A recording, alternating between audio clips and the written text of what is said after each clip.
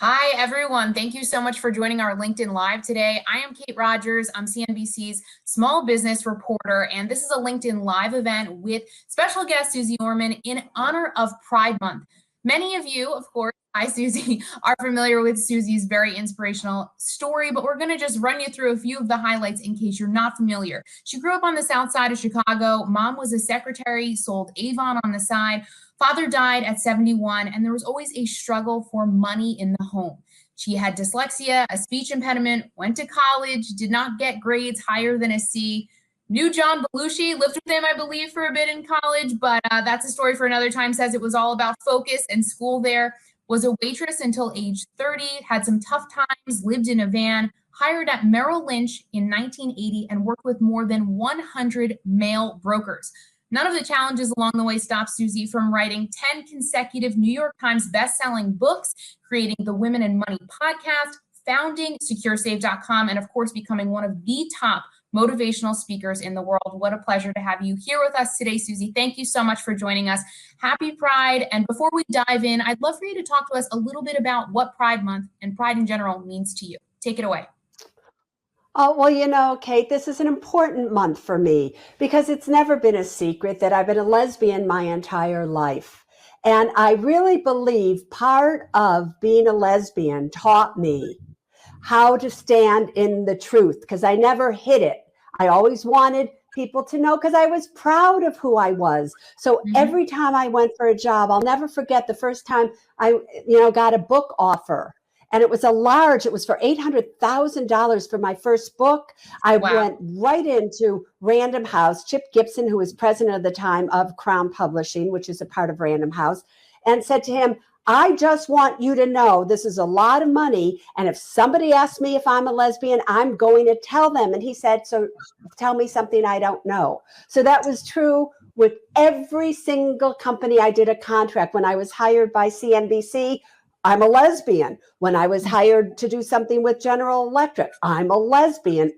That was always the first thing I told them, because if they were going to have a trouble with that, then I didn't want to work for them. So being proud of who I was back then, who I am today, fabulous. So this month we have a lot to be proud of and for. So I hope all of you listening, no matter who you are, you can stand in your truth and be proud of who you are. What a wonderful way to put it, Suze. So proud today, every day, this month, all year long. We thank you so much for joining us and being here today. Your journey, so inspiring, and we need a little inspiration because it's been a really tough year, particularly on Main Street. I've been covering small businesses throughout the course of the pandemic. It has been a rough year. Storefronts shuttered, offices closed, customers and clients staying home, but we are emerging. Things are starting to get back to normal. We've got a new survey from CNBC and Acorns, as well as the LGBT Chamber of Commerce, that showed that 78% of LGBTQ plus business owners say that they do expect to make a full recovery in 2022. So next year, not too far away, something to look ahead to. Today, it's all about giving those LGBTQ plus owners and allies some really strong financial advice for their businesses and their personal lives. So we're going to get started here. We want to bring in Christy Ramsey. She is the owner of Content and a member of the National LGBT Chamber of Commerce. So Christy, welcome. Thanks for being here, and go ahead with your question for Suze. Thank you so much for having me, Suze. I really appreciate it. My question is, at this point in time, Christy, at this point in time, do you recommend using savings account to pay off credit card debt? Well, Christy, it depends. You never know when something will come up. We learned that this past year. So I really want to make sure, do you have enough money that if you used your cash to pay off your credit card debt and then something happened with your business or you, would you be totally okay? Yes or no, Christy? Yes. You would be. Then, if you have enough cash to carry you have maybe a year's working capital or whatever it is, plus your 12-month emergency fund to take care of yourself on your personal expenses, you get rid of that credit card debt so fast it's not even funny. So yeah, if you have extra cash, pay off your credit card debt. When you pay it off, your debt to credit limit ratio goes up, or goes down, and your FICO score goes up. So when you need a loan, you'll get it at better rates. So absolutely get rid of that debt. Thank you so much, Suze. All right. Great. Suze, thank you for that. And Christy, thank you for that. We've got that recent survey that I just brought up of CNBC and NGLCC. 57%, Suze, of small business owners say they're currently carrying credit card debt. So I'm sure a lot of our viewers appreciated that answer. We want to move on next to James Kingman. He's from Atlanta, Georgia. He is a licensed psychotherapist, owner of Unlimited Spectrum Counseling and Wellness. He's also president of the board for the nonprofit group LGBTQ Therapist Resource. James, thank you for being here with us today. And please take it away. Ask Suze your question. Great. Thank you, Kate. And thank you, Suze, so much. It's a privilege to be here. Happy belated 70th, Suze. You make it look wonderful for all of us. Thanks, James. Thank you. My question today is, what is the best way you'd recommend for a small business owner to set up a retirement plan? You know, James, it's hard to really answer that question, only because it depends on how many employees do you have? You know, is it just you? It's, you know, do you want to maximize your retirement? Because if you think about it, you have a 401k, a solo 401k, you have a simple IRA, you have so many different retirement accounts. So what you have to do really is to really make sure, if you're setting up a retirement account, that it really meets your need as well as your employees' needs. Like, how many employees do you currently have? Currently, I'm solo, but all right. So if you're solo, here's a question for you: do you have a Roth IRA currently? I have a traditional IRA. All right, so first of all, you should have a Roth IRA, sir. A Roth IRA is far better than a traditional, in my opinion. I don't have time to explain now why, but you should just know that. But you also might want to think about, if you start getting employees, let's say you start to get employees as well, that it's really important that you look into other alternatives. And, you know, it's no secret that recently I co-founded a company by the name of securesave.com. And it is the first employer matched emergency fund for employees. So all of you should just look into that as you go on, in addition to a retirement account that you might set up when you do have employees. However, until you do, I would be doing simply a Roth at this point until that's maxed out, and then maybe look into a solo Roth 401k. Great. Okay. Thanks so much, Suze. All right, doll. Great. So, Suze, our next question comes from Shantae Thompson in Ohio. Shantae is a service-disabled veteran and the president of Brigadier Construction Services. She actually sent us in a question about business succession planning, really important, of course. So take a look at her question for me. Hi, Suze. Shantae Thompson here out of Northeast Ohio. I'm a longtime follower. All of your lessons and information have been invaluable to my family and myself. I greatly appreciate it. I'm wondering if you can share your thoughts and suggestions on short-term and long-term business succession planning. Say I need to be away for a month or two in the event of an emergency and I'm gone and down and out. What can I leave here for my team in order to ensure that the business continues to thrive in my absence? Also, how about when I retire and I want to hand over the throne? Any suggestions you can give on this? I'm sure we'd all greatly appreciate it. Take care, and thank you again. There you go, Shantae. You know, what's funny is that when in life, whether you're an employee or you own your own business or whatever it may be, we always think that nothing can ever happen to us. We can never get sick. We can never be in an accident. We can't die. And so we kind of go through life not worrying about those things. So your question is fabulous. And everybody should really think about what Shantae just asked, because things can happen. So don't wait until something happens to put somebody in charge or figure out who am I going to do this with.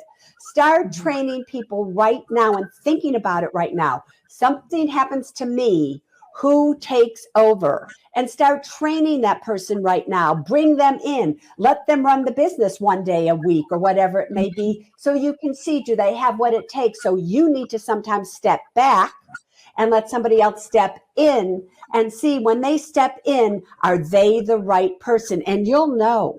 So you have to start succession planning right here and right now. So you just have to figure it out. And if you don't have anybody, you got to get somebody. You got to look at people and hire them and spend money even if you don't need them, to make sure that somebody's there so you can leave or do what you need to do. That's what I would do if I were you. And Susie, such a good point. I mean, given over the last year, we've seen, the impossible or things that we haven't planned for or thought would be possible come to fruition. So I think that's an important message. And I would just point out our CNBC and NGLCC survey found that nearly 80% of the LGBTQ plus business owners that we interviewed said that they don't have a succession plan. Nearly 80%. That's a huge number. So really important point there. And yeah, you want to elaborate? Kate, and it's not just, it's not just about succession planning. It's also about your own personal money. So many times when you're a business owner, all you think about is your business, and you forget that you're running that business so you can have a financial life. So you also have to plan, do you have a will? Do you have a trust? Do you have an advance directive and durable power of attorney for healthcare? Do you have the documents in place today to protect your tomorrows just for you? So you have to plan it on every level, and you cannot wait. So those 80% of you that haven't done it, get it in order and start today. That's right. You heard it here from Suze Orman. Start today. I love that message. So Susie, next question, we're going to move on to Melissa Green. She's a military spouse, founder of Southern Sweet and Sassy. That is a veteran-owned coffee company based in South Carolina. Melissa, thanks for being here today, and please take it away. Ask Susie your question.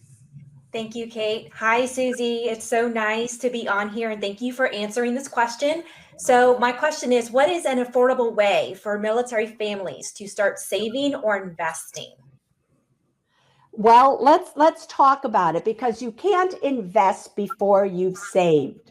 So the real question is, do you, Melissa, do you have at least a 12-month emergency fund?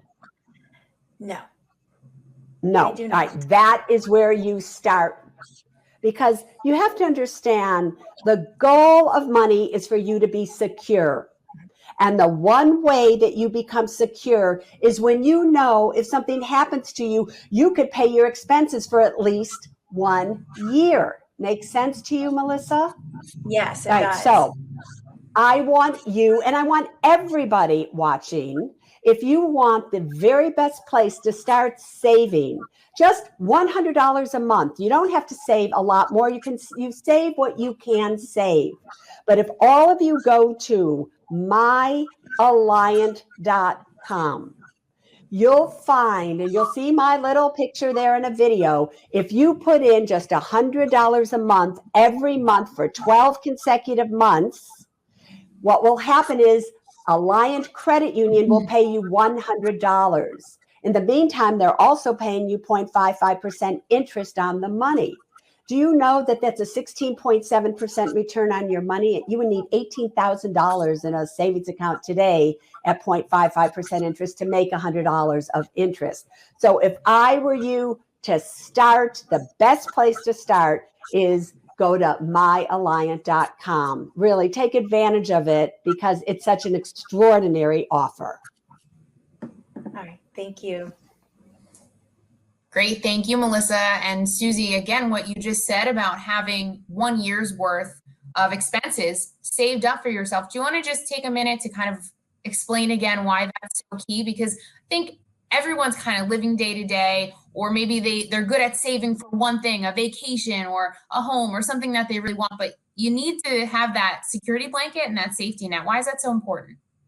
Yeah. The number one thing that I've been saying for the past 40 years that I've been doing this, believe it or not, is the key to a financial foundation is an emergency fund. Now, when I first started, Kate, it was maybe a 6-month emergency fund. Then it went to an 8-month emergency fund. And now it is a 1 year, because things can happen. It's been 1 year, everybody, that many of you have been out of work.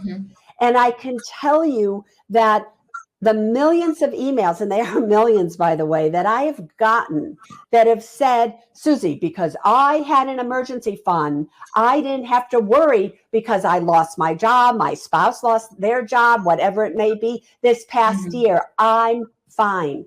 And there's a reason why, if you think about it, everybody, there are people that were making $200,000 a year standing in food lines. So you have got to put yourself in a situation that no matter what happens, you can pay your bills. You have to know that when you have that, then you feel secure. When you feel secure, you feel strong. And isn't that the goal of money? So it's the key. It is the key and the most important, really, cog in the wheel that all of you should really make sure that you have in place. And one quick follow-up. I know you mentioned about, as little as $100 a month. What would you say to someone who says, I have bills, I don't know where to start with this emergency savings fund? How do you get the ball rolling and change your mindset to start saving for yourself and your future like that? Yeah, what I would say to you, and let's just say those people, Kate, that you're talking about have a paycheck coming in.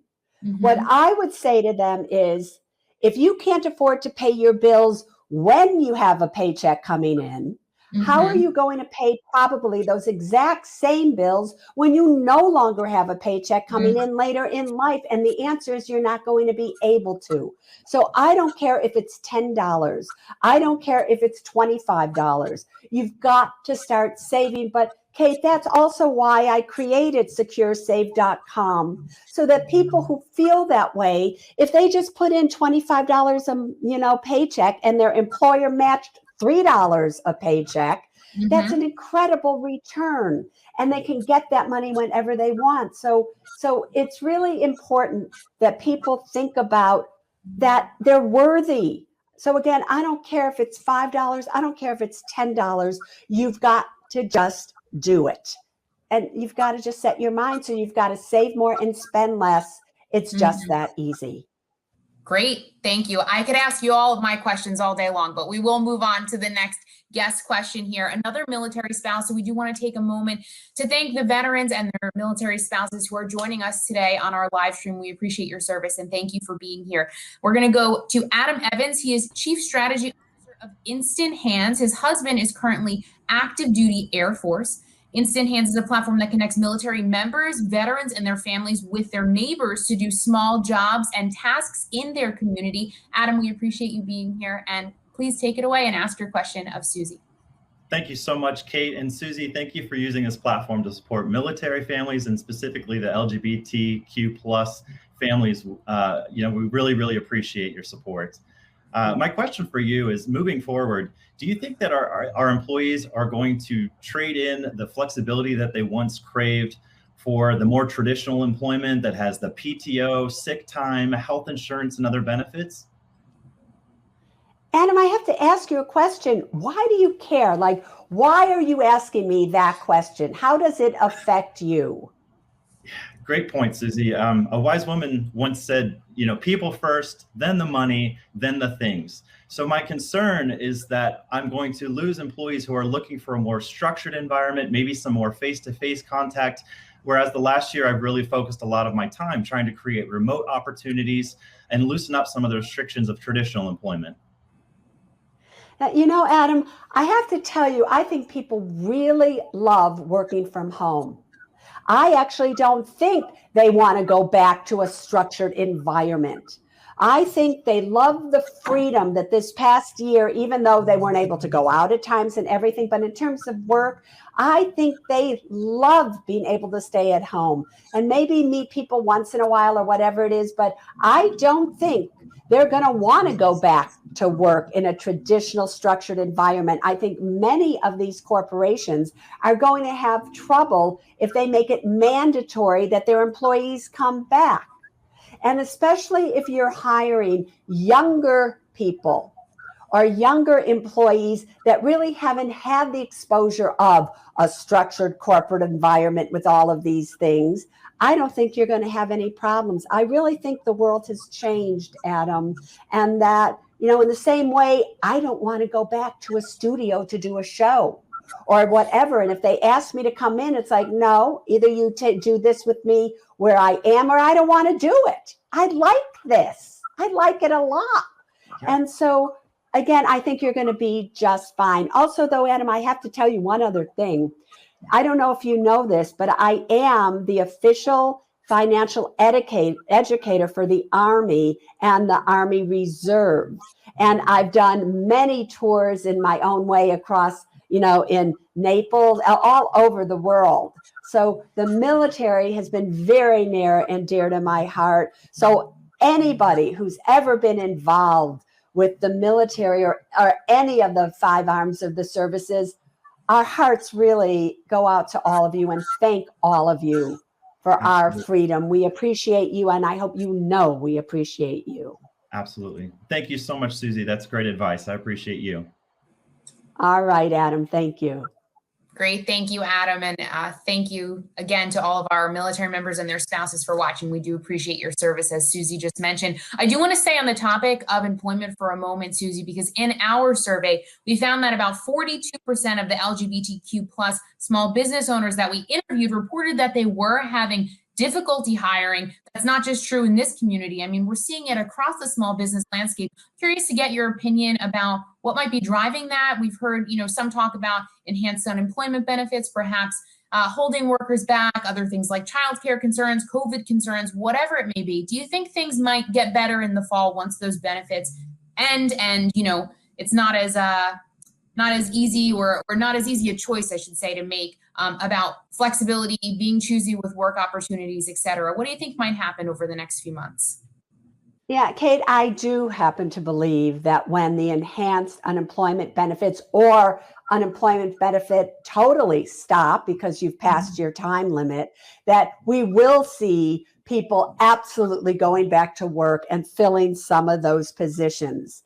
And I think one has to be very understanding, however, if let's just say that you are a single parent or a single mother or whatever it may be, and you have children and you don't have childcare, they can't go to school or they don't want to go to school or whatever it may be, we need to be really understanding of the people out there that are really making more on unemployment than they would if they took a job. And I have a feeling that a lot of them are making as much money via unemployment as they can and socking it away, so that when they do have to go back to work, they have money to maybe have somebody come in or to pay some of their bills, because they won't be able to do so with some of the jobs that are out there. But in answering your question, I absolutely think as soon as enhanced unemployment stops, you'll see a whole lot more jobs being filled. But I don't want us to judge the people who are choosing the unemployment benefits right now over a job. They really probably have a really good reason why they're doing that. Yeah, I think that as you mentioned, it's a nuanced situation and people have had to make tough choices over the last year. So there's not just one blanket reason as to why it's tough to find workers right now. There are a lot of things feeding into the situation. So thank you for your thoughts on that. I do want to bring in our next guest, Denise Merritt. She is founder and CEO of Merritt Business Solutions, an HR service company, and she's also an NGLCC member. So we're going to see what Denise has for us. Denise, thanks for being here. Hello, Suze. I've done well with my investments, and my question is, how do I protect those investments from an economic collapse? Denise, you look young. I don't know how many years you have left till you need the money from the investments, but believe it or not, when you have, and you should only be investing if you have at least 5, preferably 10, 15, or 20 years till you need that money. Money that you need right away should not be in investments, which is normally the stock market. That needs to be in an emergency fund or someplace that's safe and sound. So Denise, I'm going to say something to you. An economic collapse, and I don't think we're going to have one, but even a stock market that goes down a lot, you should be so happy it's not even funny. Because if you continue to dollar cost average into the companies, the stocks, the ETFs, the mutual funds that you like, when they go down, their shares go down. So when you put money in, the more shares you're able to buy, and the more shares that you have later on in life, the better off you're going to be and the more money you're going to make. So when you have investments and they're good investments, then don't freak really when the markets start to go down, because I don't know one market in all the years I've been doing this in the history that hasn't returned to its peak again in 5 years. So if you bought at the high of the market and then it went all the way down, 5 years later, you would be back, and possibly even better if you continue to add money.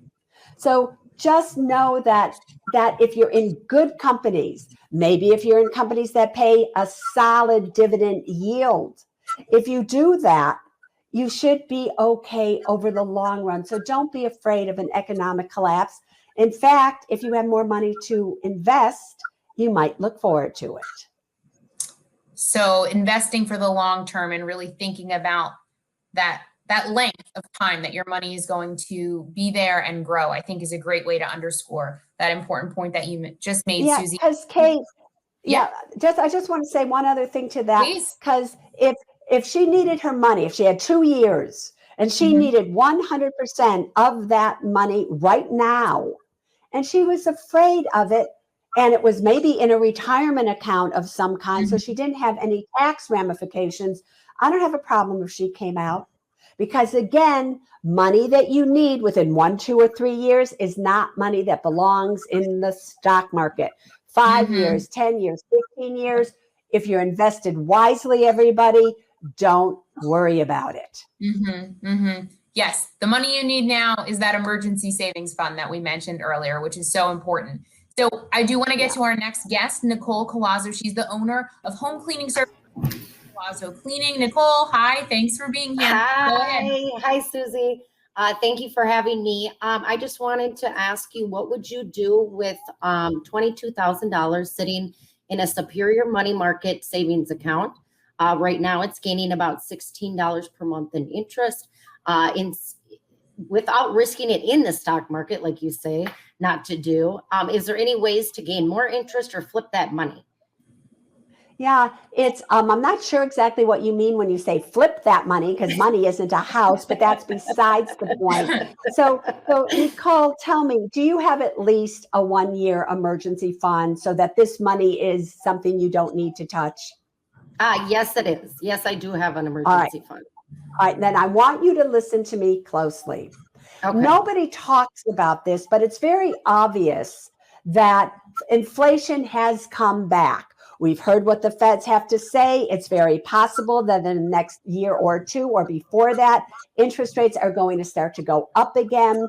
But inflation just reached 5%. You know, almost 5%. You know that a year ago it was 0.12%. Now, why am I saying that? I think a fabulous investment up to at least $10,000 anyway is to purchase a Series I bond. And you would purchase a Series I bond, and the I stands for inflation. And the best way you would be able to do that is by going directly to treasurydirect.gov. Now, why do I want you to do that? The Series I bond is made up of 2 parts. A fixed interest rate, which is currently 0%, and an inflation rate, which is currently 3.54%. So if you were to purchase a Series I bond right now, at least up until October, you're going to make 1.77% on it.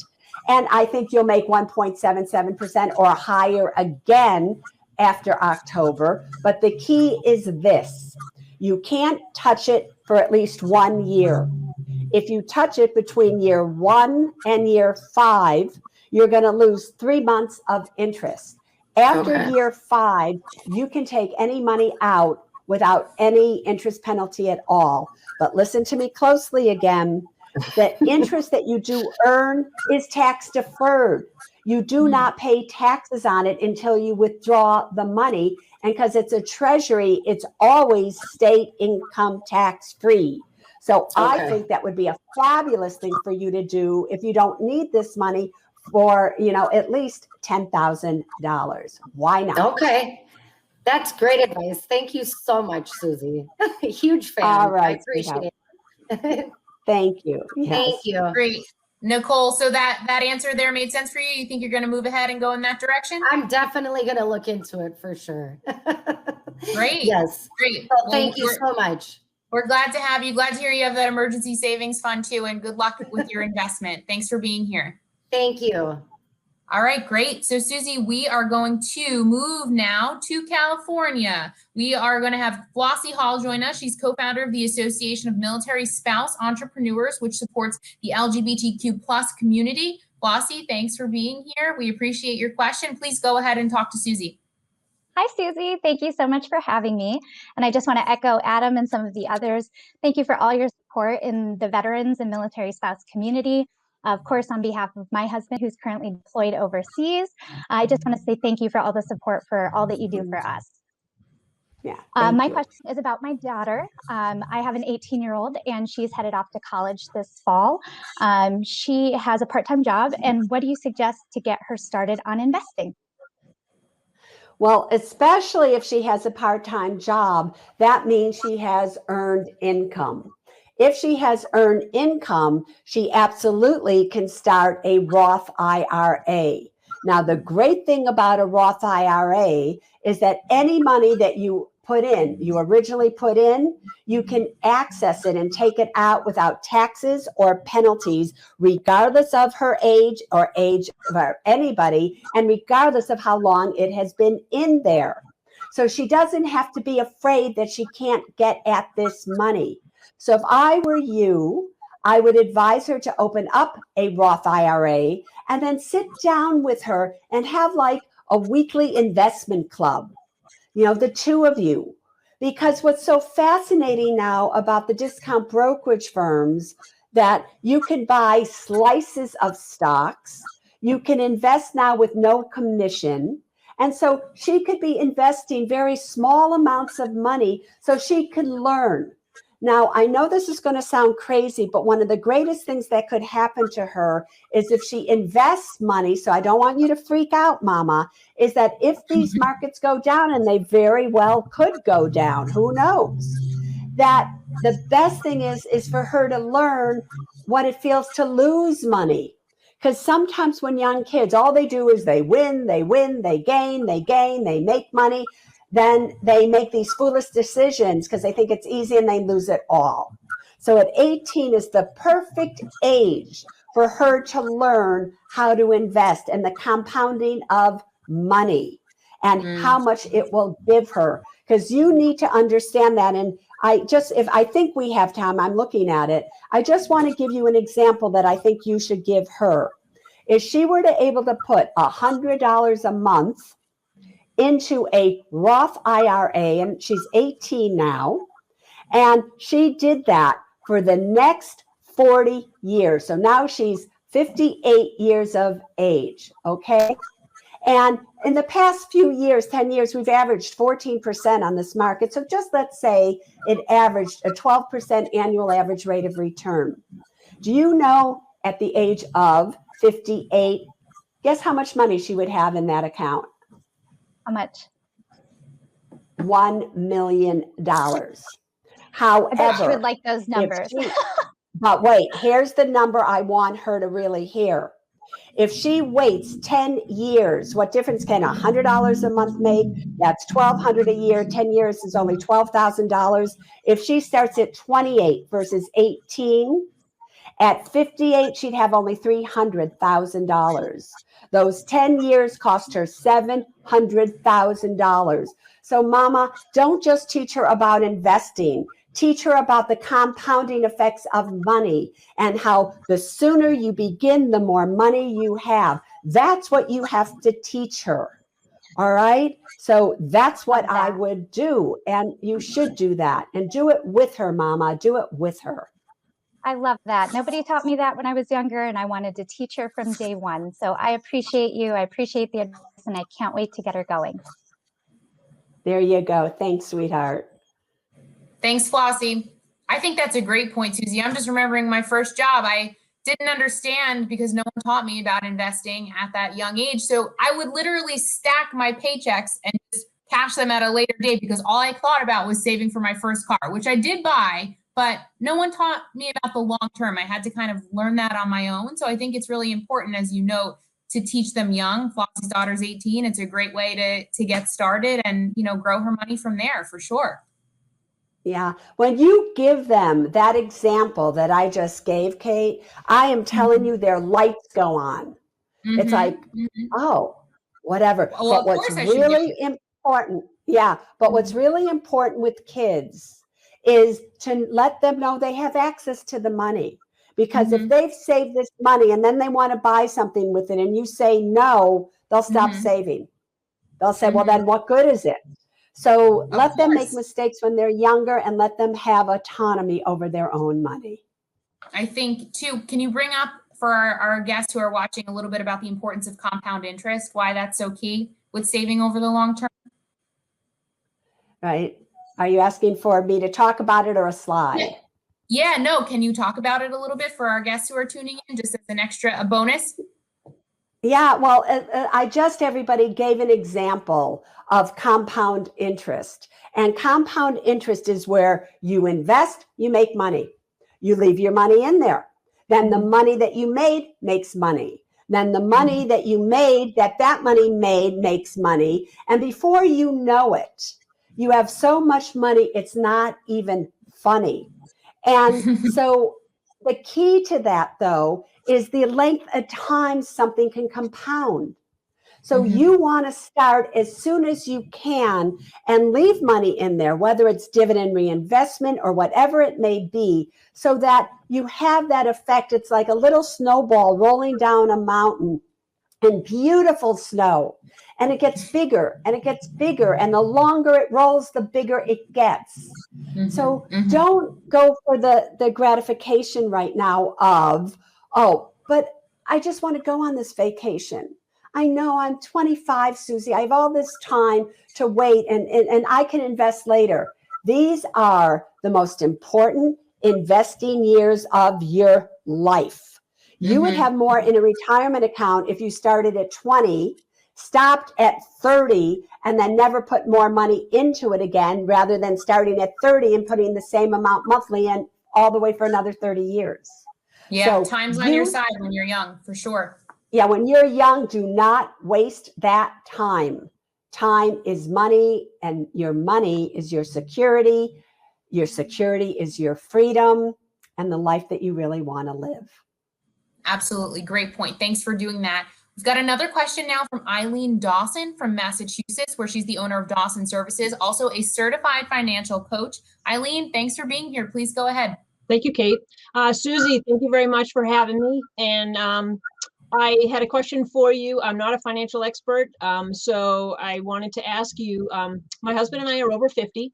And just let's say he makes 90 and I make 4. Can we both put $7,000 into a Roth IRA? You betcha you can, girlfriend. And the truth of the matter is this. Let's say you didn't make any money at all. You could open up a non-working spousal account and match his as well.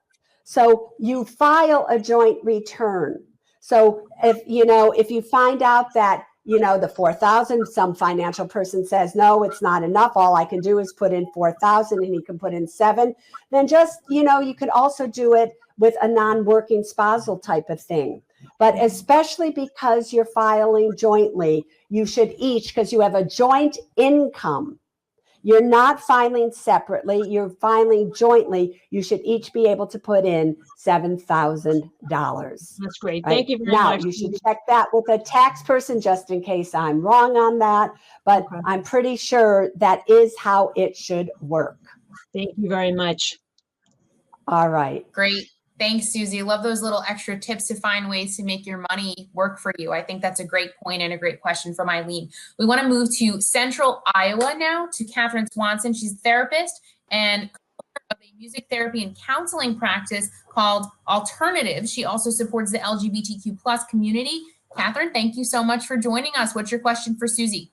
Susie, I'm genuinely so excited to talk to you today. My question is, how do you know when it's the right time to leave your regular job and go into your own business full time?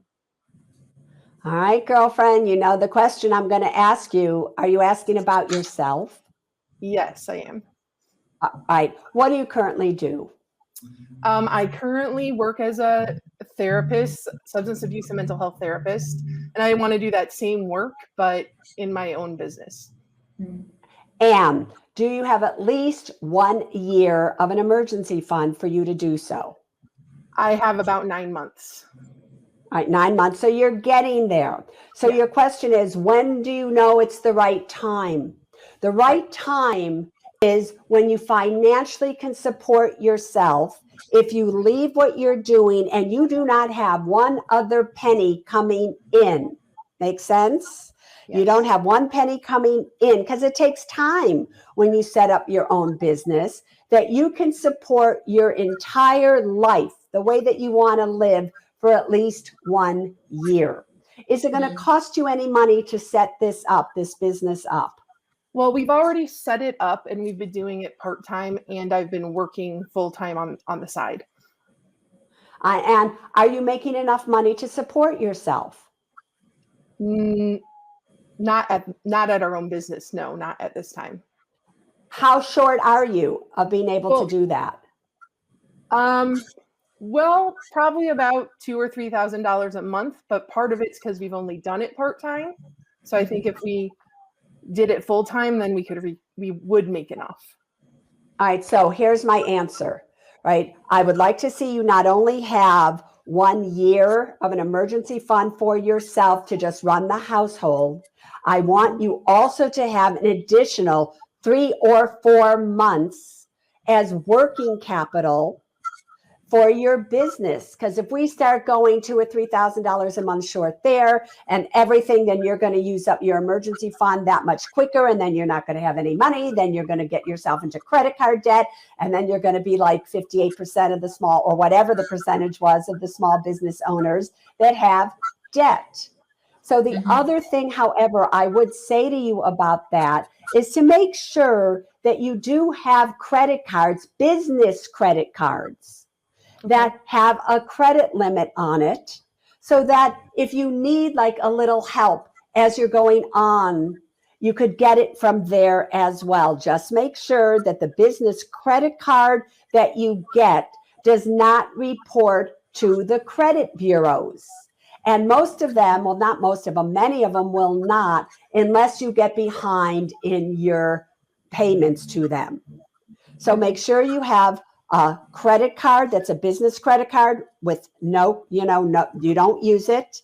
Extend your emergency fund a little more. Have 2 or 3 months of that $2,000 or $3,000 a month shortage that you have. Okay. And then go have a good time and kiss that job goodbye. Thank you so much, Susie. I just want to ask, sweetheart, I'd like to stick with you for a moment here. If you could just, Catherine, tell us a little bit about the impact that Susie's had on you. I know you're a big fan and you're excited to get to talk to her. So do you want to just share with us a little bit about your experience in following her work and what it's meant to you? Yeah, sure. Thank you for asking that question. We bought a house, my spouse and I bought a house last year, and we've started this business, and we couldn't have done that at all without reading through Susie's stuff. I just have these memories of us sitting at our kitchen table with your book and our notebook and all our bills laid out, and just trying to go through your exercises and get honest with ourselves about where we were and where we wanted to go. And, we couldn't have done it without you. And so I'm just so happy to get a chance to talk to you in person, and you've made such an impact on our lives. Catherine, how old are you now? I'm 44. Catherine, I'm 70. I'm 70. Don't go there with me. It's like, however old you are, it's a whole lot younger than me. So You're 44 right now? Yeah. Right? So, my latest book is called The Ultimate Retirement Guide for 50 Plus. I know probably that the people at CNBC, they might have your address and everything. And so if it's all right with you, I'd like to autograph one to you and send it as a gift in appreciation of you having read all my other books. And make sure you include your husband's name, right? Okay. And is it your husband? Is that your partner? My partner. Yeah, all right. Well, my spouse. Your partner. Oh, right. All right. And so include your spouse's name, whether it's a he, a she, a non-binary. I don't care who they are, right? Okay. So that I can address it to both of you. All right, Well, sweetheart? That's so sweet. Thank you so much. You're welcome. Great. Catherine, thanks for your question. We appreciate it. And Susie, I thought it might be a good moment to just make a plug for your podcast, Women in Money. And I know you changed the title to Everyone Smart Enough to Listen. Do you want to talk a bit about that for a moment and why that inclusivity and that message is so important to you? Yeah, Kate, the original title of 2 years ago, and we're now almost at 15 million downloads. I can't quite believe it. Wow. But Awesome. I know, the Women and Money podcast and the Men Smart Enough to Listen. Because, Kate, money doesn't have a sex. It doesn't have a religion. It doesn't have a race. Money, no matter where you live in the world, is money. So I never wanted to exclude anyone. So I thought I was being inclusive by saying, and the men smart enough to listen. But I wasn't being inclusive. I was really being exclusive because, not all of us identify as a man or a woman. There are so many non-binary and many other names out there that identify that I was like, Suze Orman, how is it possible that you didn't include everybody? So a little bit ago, I changed the name from Women and Money and the Men Smart Enough to Listen to Women and Money and Everyone Smart Enough to Listen. Because all of us really need to think about the words we use. Are we being, offensive? Are we not? And not even meaning it. But it's up to us to educate ourselves and to find out, in what ways have I not been inclusive for every single person out there? And so that's why I did that. Yeah. I love that message. We all have a responsibility to continue learning throughout our lives and always strive to be better and more inclusive. So I think that that's a great message. And I love the empowerment of women helping women there too. I think it's great. So thanks for talking a bit about that. I want to get to some chat questions because, of course, just the taped questions aren't enough. Everyone's eager to hear from you and get all your advice. So I'm going to read this one from Heather Davis in Texas. So Susie, she asks you, what is the best way to invest in real estate through your retirement account? Oh, Heather, I'm telling you, it's not my favorite thing on any level to do. I'm not exactly sure why you would want to do that. But if you wanted to do it, there are many custodians out there that have the ability for you to hold a piece of real estate within your IRA. However, what you have to know is this: all your taxes, all your repairs, everything has to come from money that's already in the IRA. So it's not like you could add additional money, if you've maxed out for that year to take care of your piece of real estate. I'm not exactly sure of the advantage of why you would want to do that, because especially in a traditional IRA, when you take it out, you're going to take it out and have to pay ordinary income taxes on it. And you're going to have to take it out essentially, I don't get why you would want that when there are so many tax advantages outside of an IRA to owning real estate. If you own it by yourself, you get a $250,000 exemption when you sell, as long as you've lived in it for 2 out of the past 5 years. If you own it with, let's say, your spouse, that's a $500,000 exemption. If you've owned it for more than a year, you pay capital gains tax on it. If you own it and you don't sell it, and now you leave it to your children or beneficiaries, they currently get a step up in basis on it. So if they go to sell it, they don't pay any income taxes whatsoever. So I'm not exactly sure why you think it's such a tremendous benefit to own a piece of real estate in an IRA. Did you happen to go to a lunch or a dinner for somebody talking about this, and now you think that's what you should do? If I were giving you advice, it would be no way. No way. All right. Well, we've got one more. that I think you'll like because it's about getting an early start here. So this comes from Paula Fields, also from our chat from New York. She wants to know how she can make an investment in her grandchildren's future financially and start now. Yeah, so it depends, again, what you want to see happen with this money. Most people, grandparents and parents, want to make sure that their children get to go to college and that their college fees and everything are paid for. I personally think it doesn't hurt a kid to have to pay student loans, but that's besides the point. That wasn't your question. So you could absolutely create a 529 plan for them. The best place to look for 529 plans is we go to savingforcollege.com, and there you can see all the 529 plans that they have. I just want to say this. A few years ago, if a grandparent opened up a 529 plan for a grandchild, it hurt them with financial aid. The laws have changed somewhat now, so a grandparent can do so and really not have to worry about the kid being hurt for financial aid. Just check that again, because you never know when laws can change back. And if that is the case, then gift the money and just make sure that the parent is the one that's in charge for their child, so you don't get hurt for financial aid. Other than that, 529 plans are the best way to fund a children's college education if that is what you want to do with the money.